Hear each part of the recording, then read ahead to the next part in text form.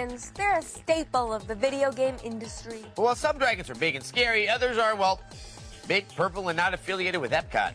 Here's our review of Spyro Shadow Legacy for the DS. Okay, I've got some good news and some bad news. Good news is that the lovable purple dragon has made his way to the Nintendo DS.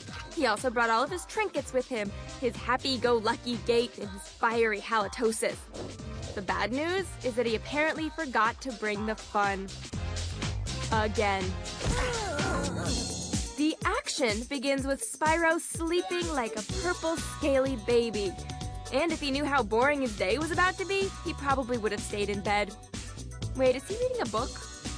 Later, Spyro learns that his elders are trapped, and he's the only purple dragon that can save them. So Spyro battles this creature and that creature until he has freed all of them. What happens then? Spyro learns that Winnie the Pooh's family has been captured, and he goes to save them. And then, after that, well, this pattern continues until you turn off your DS.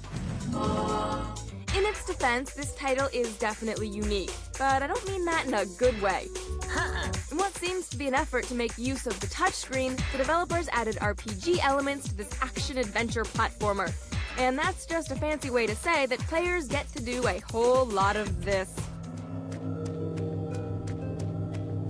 And whether Spyro runs in the normal world or in the purple shadow world, he always looks like My Little Pony. Unfortunately, the RPG elements are the most interesting. Every time Spyro levels up, he gets to learn 2 new techniques from his crotchety old elders. They teach him valuable skills like messing up traffic and the chi attack.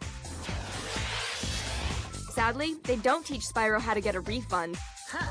After Spyro finishes hearing about the good old days, he's back off and running. Literally. It's about this time that players will notice that the level design is as flat as the story. Sure, it's colorful, but the 2-dimensional display makes it difficult to see where you're going. This is a game that tries to do too much and accomplishes too little. Gameplay is repetitive, making this game a lot like its use of the touchscreen. Just a waste of batteries. We give Spyro Shadow Legacy 2 dragon breaths out of 5. Aren't you glad that's over? Me too!